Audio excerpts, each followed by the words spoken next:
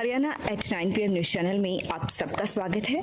आइए आपको कराते हैं खबरों। Haryana state narcotics control board HSNCB की रोहतक यूनिट ने खरखुदा में एक बड़ी कार्यवाही को अंजाम देते हुए 3 किलो अफीम बरामद की है। यह नशे की खेप कुंडली मानेसर पलवल के MP एक्सप्रेसवे के रास्ते लाई जा रही थी। टीम ने इस दौरान एक आरोपी को गिरफ्तार किया है, जिसकी पहचान सोनीपत के गढ़ी ब्राह्मण निवासी सचिन के रूप में हुई है। पुलिस ने आरोपी के खिलाफ खरखुदा थाने में मामला दर्ज कर लिया है। HSNCB की रोहतक यूनिट को गुप्त सूचना मिली थी कि सचिन नामक युवक KMP मार्ग से अफीम की खेप लेकर आ रहा है।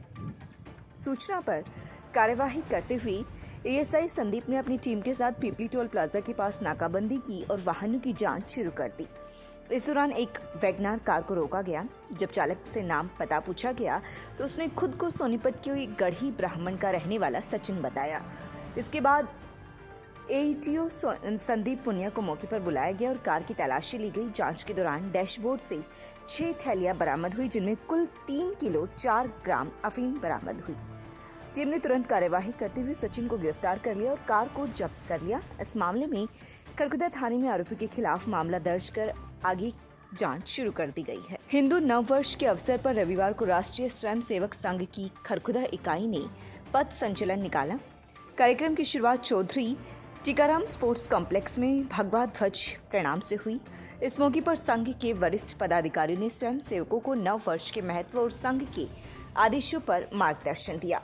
मुख्य अतिथि के रूप में रोहतक विभाग के विभाग कार्यवाह डॉक्टर देवेंद्र मौजूद रहे। उनके साथ जिला कार्यवाह जयदीप, खंड कार्यवाह डॉक्टर अनिल दहिया, प्रवीण, बौद्धिक प्रमुख राकेश, जय कुमार राणा और सुरेश दहिया भी शामिल रहे।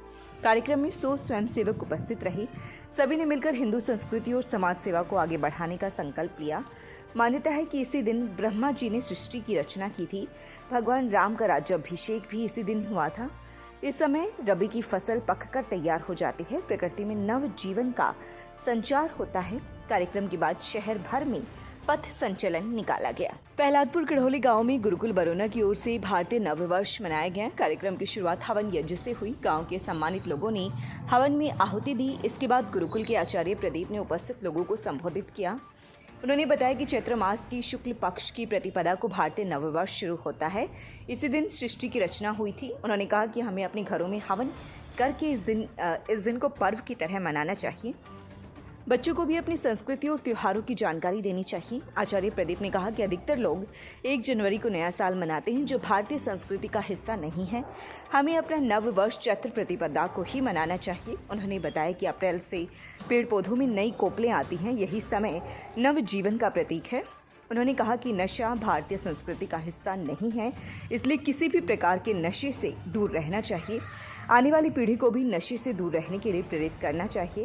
उन्होंने यह भी कहा कि गुरुकुल में दी जाने वाली शिक्षा वैदिक परंपरा से जुड़ी है। आज बच्चों में संस्कारों की कमी का एक बड़ा कारण यह है कि वे वैदिक शिक्षा से दूर होते जा रही हैं, इसलिए बच्चों को वैदिक शिक्षा देना जरूरी है। परशुराम पार्क में रविवार को मास्टर राजेंद्र सिंह दहिया की अध्यक्षता में पंचायत हुई। इसमें गोहाना को संभावित जिला बनाए जाने की चर्चाओं के बीच खरखुदा को उसमें शामिल करने की आशंका पर चर्चा हुई। पंचायत में लोगों ने एकमत से कहा कि खरखुदा को सोनीपत जिले से अलग नहीं किया जाना चाहिए। उन्होंने कहा कि वर्तमान में खरखुदा खुद जिला बनने की स्थिति में है। पंचायत में संघर्ष को आगे बढ़ाने के लिए 21 सदस्यों की कमेटी बनाई गई। 30 लोगों को संयोजक नियुक्त किया गया। लोगों ने सरकार से इस मुद्दे पर साफ बयान देने की मांग की।